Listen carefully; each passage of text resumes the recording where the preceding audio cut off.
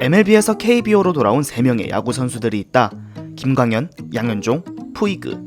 2019년 12월 18일 김광현은 MLB 진출에 성공한다. 2년간 최대 $1,100만 받는 조건으로 세인트루이스 카디널스와 계약했다.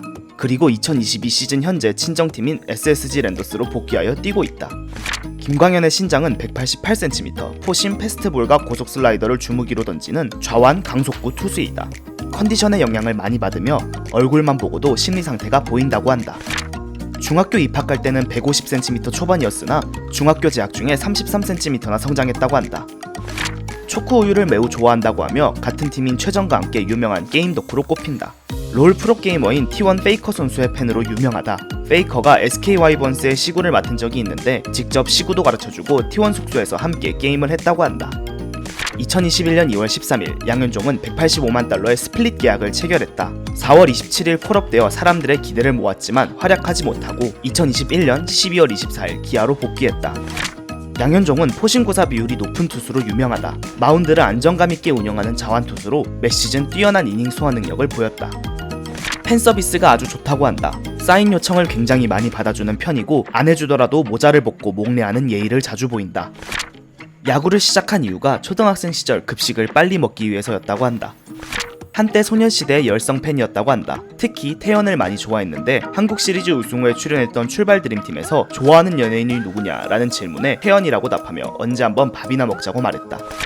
푸이그는 MLB에서 괴물이라고 불렸던 선수다. 잦은 기행과 구설, 부상과 멘탈 문제로 2019년 이후 빅리그에서 경기를 뛸 기회를 잃었다. 안정적으로 폼을 끌어올려야 하는 푸이그에게 키움 히어로즈의 조건은 들어맞았고 그렇게 KBO에 역대 최고로 네임밸류가 높은 타자가 들어오게 되었다.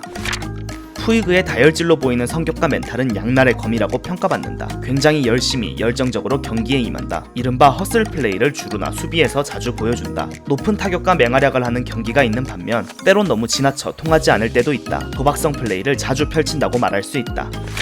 류현진이랑 친하다고 한다. 류현진의 인터뷰에 의하면 장난기가 심하다고 한다. 악의가 담긴 장난은 아니지만 류현진의 등판 이래 그의 왼팔을 깨물어 주의를 받기도 했다.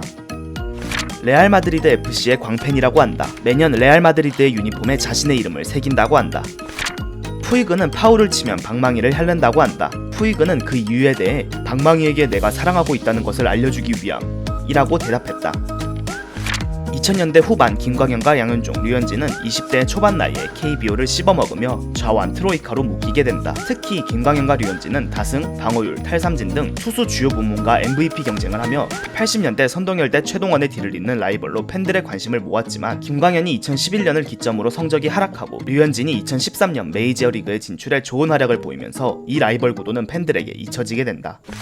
류현진이 메이저리그로 떠난 후인 2014년 김광현과 양현종이 부활해 팀의 에이스로 군림하면서 둘의 라이벌 관계가 다시 성립된다. 88년생 동갑내기, 왼손 투수, 빠른 공을 앞세운 파이어볼러 등 김광현과 양현종은 라이벌답게 많은 공통점을 지녔지만 2014년부터 2019년까지의 퍼포먼스만 보면 양현종의 승리로 둘의 라이벌 논쟁은 끝나는 듯 했다.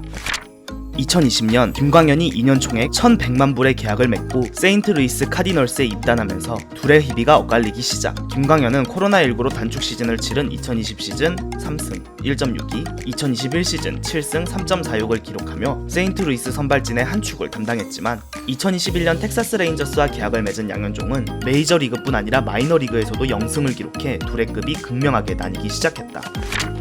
2022년 김광현과 양현종이 나란히 미국 무대에서 복귀했다. 텍사스 레인저스에서 방출된 양현종은 4년 총액 103억 원, 세인트루이스와 계약 기간이 끝난 후 비시즌 메이저리그의 파업으로 인해 새 팀을 찾지 못한 김광현이 SSG와 4년 151억 원의 계약을 맺으며 KBO에 복귀. 이 와중 야시엘 푸이그가 키움 히어로즈와 $100만 계약하며 메이저리거 출신들의 맞대결에 눈길이 모아졌다.